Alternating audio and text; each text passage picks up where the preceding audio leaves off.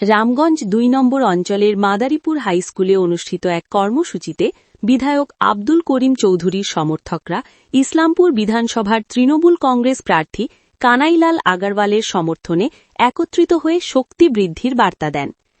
জানা যায়, গত পঞ্চায়েত নির্বাচনে তৃণমূল কংগ্রেসের টিকিট না পেয়ে ইসলামপুর ব্লকের একাংশ নেতাকর্মী নির্দল প্রার্থী হিসেবে আব্দুল করিম চৌধুরীর সমর্থনে নির্বাচনে লড়েছিলেন।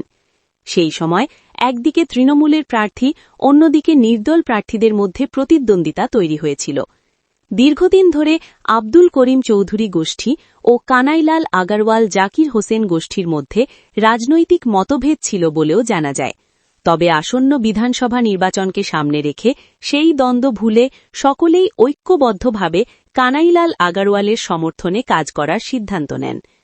এদিন মেহমুদ আলম জানান, বর্তমান রাজনৈতিক পরিস্থিতিতে তৃণমূল কংগ্রেস ও মুখ্যমন্ত্রী মমতা বন্দ্যোপাধ্যায়ের হাত শক্ত করতে তারা সবাই মিলে কানাইলাল আগারওয়ালকে বিপুল ভোটে জয়ী করার লক্ষ্যে ঐক্যবদ্ধভাবে কাজ করবেন।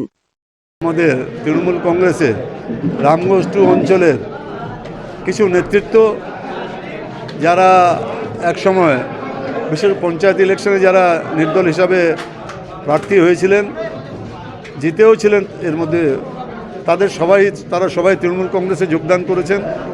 এখানে আমাদের ইদ্রিস ভাই উপস্থিত আছেন, এখানে বুধু ভাইও আছে, শাহজাহান আছে, সবার উপস্থিতিতেই হাজার খানেক লোক সবাই রামগঞ্জ 2-এর এই নেতৃত্ব যারা আছেন তাদের সব কর্মী সমর্থক সবাই নেতৃত্ব নিয়ে, সব নেতৃত্ব কুতুব আছে, মেহমুদ আছেন, রফিক আছে, আমার মৌলানা সাহেব আছেন পাঁচগাছিয়ার, আর সবাই যারা আছেন এখানে নেতৃত্ব সবাই আছেন। আজ থেকে তৃণমূল রামগঞ্জ 2-তে আমরা সবাই এক হয়ে গেছি। আমরা সামনে বিধানসভা নির্বাচনে রামগঞ্জ 2 ফলাফলটা দর্শনীয় ফলাফল হবে, ঈর্ষা করার মতো ফলাফল হবে। পঞ্চায়েত ইলেকশনে যে কোনো কারণে তারা নির্দল হিসাবে প্রার্থী হয়েছিল, তো নির্দল হিসাবে প্রার্থী হলে তো তাদেরকে আবার যোগদান করাতে হবে। তো সেই পর্বটাই আজকে আমাদের হলো। সবাইকে আমি আবার তৃণমূল কংগ্রেসে যোগদান করে নিলাম।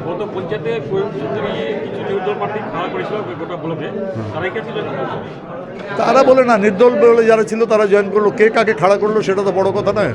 বড় কথা হলো তারা নির্দল হিসাবে যারা দাঁড়িয়েছিলেন, জিতেও ছিলেন বা কেউ হেরেও গেছিলেন, সবাইকেই আজকে আমরা তৃণমূল কংগ্রেসে যোগদান করলাম। বিজেপি প্রার্থী দাড়িভিট কাণ্ড নিয়ে বলছে যে আমাকে জিতান, আমি দাড়িভিট কাণ্ডে যারা মূল দোষী তাদেরকে খুঁজে বের করে সবার সামনে তুলে ধরবেন। এটা ওই দাড়িভিট কাণ্ডে যারা রাজেশ আর তাপসের যারা পরিবারের সদস্য আছে, তারা এই উত্তরটা আমার চেয়ে অনেক ভালো দেবে।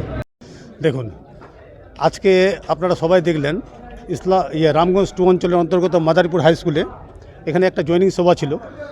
তো এখানে যারা বিগত পঞ্চায়েতে যারা নির্দল হিসাবে দাঁড়িয়েছিলেন, অনেকে এখানে জিতেছেন, অনেকে আবার হেরেও গেছেন। তা আপনারা চোখের সামনে দেখলেন প্রায় 1000-এর মতো মানুষ কানাইদার হাত ধরে, উনি ইসলামপুর বিধানসভার তৃণমূল কংগ্রেসের মনোনীত প্রার্থী, মমতা বন্দ্যোপাধ্যায়ের আশীর্বাদ ধন্য প্রার্থী, ওনার হাত দিয়ে আজকে এখানে জয়েনিং সভাটা হলো। তো আমরা চাইছি যে ইসলামপুর বিধানসভায় বিগত দিনে যত ভোটে জিতেছে, যাতে রেকর্ড সংখ্যক ভোটে আমরা কানাইলাল আগারওয়াল সাহেবকে এখানে জিতাতে পারি। আর আমার আশা এই বিধানসভায় উনি 50,000-এর বেশি ভোটে জিতবেন বলে আমরা প্রচেষ্টা চালাচ্ছি। যে যেদিকে আছে মন খারাপ করে, কিন্তু আমরা তো দল করি টিএমসি, মমতা ব্যানার্জিকে মানি। তো উনি যেহেতু টিকিটটা এখানকার মানুষ বলছে যে যেহেতু টিকিটটা মমতা ব্যানার্জি কানাইলাল আগারওয়াল সাহেবকে দিয়েছেন, তো কানাইলাল আগারওয়াল সাহেব খুব ভালো মানুষ। উনি দীর্ঘদিন ধরে পৌরসভার চেয়ারম্যান আছেন এবং 2016 সালে উনি আবার এখানে বিধানসভাও জিতেছিলেন। কাজের মানুষ, কাছের মানুষ, খুব ভালো লোক। তাই এরা সবাই মনস্থির করেছেন যে সবাই একসাথে থেকে উনাকে বিপুল সংখ্যক ভোটে এখানে জিতাবেন বলে আজকে আমরা এখানে সবাই একসাথে। যারা জয়েনিংগুলো যারা নির্দলে দাঁড়িয়েছিল সব তো করিম চৌধুরীর লোক ছিল। দেখুন, করিম সাহেব উনি তৃণমূলে, যেহেতু সামনে পঞ্চায়েত নির্বাচনে টিকিট এরা পায় নাই। বললাম কিছুক্ষণ আগে যে ওরা নির্দলে দাঁড়িয়েছিলেন। দলে একটা নিয়ম আছে, ওরা নির্দলে অনেকেই জিতেছিলেন, অনেকে আবার জিততে পারে নাই। যেহেতু ওরা নির্দলে চলে গেছিলেন, তো উনি জেলা সভাপতি, ওনার হাত ধরেই এরা আবার টিএমসিতে যোগদান করলেন। দেখেন, আমরা যারা গত পঞ্চায়েত নির্বাচনে নির্দল প্রার্থী হয়ে ফাইট করেছিলাম, তো আমরা চৌধুরী সাহেব যেহেতু আমাদের বলেছিলেন নির্দল থেকে দাঁড়ানোর জন্য, আমরা নির্দল থেকে দাঁড়িয়েছিলাম, তারে আমরা পন্থী হয়েছিলাম।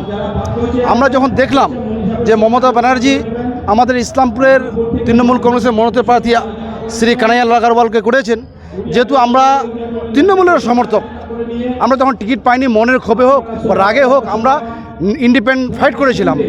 তো এখন আমরা যেহেতু ভোটটাকে নষ্ট করা যাবে না, ভারতবর্ষে একটা দুর্যোগ চলছে এবং যেভাবে বিজেপি যেভাবে মানুষের উপর নানা রকম কথা বলে এখানটায় হিন্দু মুসলিম করে এখানে রাজ্যটাকে অশান্তি করতে চাইছে, সেই জন্য আমরা সবাই তড়িঘড়ি বসে আমরা সিদ্ধান্ত নিলাম যে আমরা একত্রিত হয়ে আমরা তৃণমূলকে ভোটটা পোল করে আমাদের এখানে মনোনীত প্রার্থীকে জিতাতে হবে। কতজন মিলে আজকে জয়েন করলেন? আমাদের 1000 লোক ছিল এখানটায়, আমরা 1000 লোক এখানটায় কর্মী সভা করে আমরা জয়েনিং হলাম কানাইবাবুর হাত ধরে। না, 1-এর কেউ ছিল না, আমরা 2-এ ছিলাম। 1-এ আমাদের 2জন নেতৃত্বকে আমরা স্পেশাল এজেন্ট। কর্মীপন্থী ছিল? হ্যাঁ, সবাই চৌধুরীপন্থী ছিল এরা। আচ্ছা, চৌধুরীপন্থী তো তারাও তো তৃণমূল, আপনারা যেহেতু চৌধুরীপন্থী ছিলেন, তৃণমূলই ছিলেন, তা আবার তৃণমূলের যোগদান সভা? চৌধুরীপন্থী মানে কি, যখন চৌধুরী সাহেব সবাইকে নির্দল দাঁড় করে দিল, কেউ হেরেছে কেউ জিতেছে, তো এরা কোনো আর পার্টিতে কোনো যোগদান করেনি। যেহেতু চৌধুরী সাহেব কোনো পার্টির কোনো পোস্ট হোল্ডারের কোনো দায়িত্বে ছিল না, যেহেতু কানাইয়াবাবু ডিস্ট্রিক্ট প্রেসিডেন্ট ছিল এবং জাকিরদা ব্লক প্রেসিডেন্ট ছিল, তো ওনাদের কাছে আমাদের মনের ক্ষোভে হোক বা যাওয়া হয়নি। তো যেহেতু আমরা দেখছি এখন যে সামনে নির্বাচন, এখন ভোটগুলো যে ভাগাভাগি হয়ে যায়, তো এখানে বিজেপি একটা সুযোগ নেবে, এই জন্য আমরা একত্রিত হয়ে সিদ্ধান্ত নিয়েছি যে আমরা সবাই মিলে তৃণমূলকে ভোট দিয়ে আমাদের প্রার্থীকে জিতাতে হবে। ফলে কতটা ভোটের প্রভাব পড়বে বা কত লিটার? এখানটায় আমাদের রামগঞ্জ টুয়ে, যেহেতু আমরা আঞ্চলিক নেতা, আমাদের রামগঞ্জ টুয়ে বিরোধী বলে আর কেউ থাকলো না, বিরোধী শূন্য হয়ে গেল। এবং বিরোধীরা কাল থেকে, আমরা যে আজকে এক জায়গায় হয়ে গেলাম, কাল থেকে বিরোধীরা বুথে ক্যান্ডিডেট দিবে কিনা সেটাও সন্দেহ রয়েছে। আচ্ছা, একটা লাস্ট প্রশ্ন, আপনাদের এই কর্মী সমর্থকদের মধ্যে কিছু কথা ছড়াচ্ছে যে আজকে বিশেষ করে সভাও ব্লক সভাপতিকে দেখা গেল না, আপনারা কি ডাকেননি? না না, দেখো, আমরা তো আমাদের কানাইয়াবাবুকে আমরা ডেকেছি, আমাদের প্রার্থীকে, কাকে ডাকবে না ডাকবে ওনাদের ব্যাপার, আমরা তো সবেমাত্র জয়েনিং করলাম, আমরা তো জানি না যে কাকে ডাকবে ওরা। উনি আমাদের দেখলাম যে শাহজাহান মাস্টারকে ডেকেছে, তাকে বক্তৃতা আমরা দেখতে পেলাম শাহজাহান মাস্টারকে, কালকে জাকিরদাকে ডাকবে, আমরা জাকিরদার সাথে থাকবো, আমাদের কোনো অবকাশ নেই।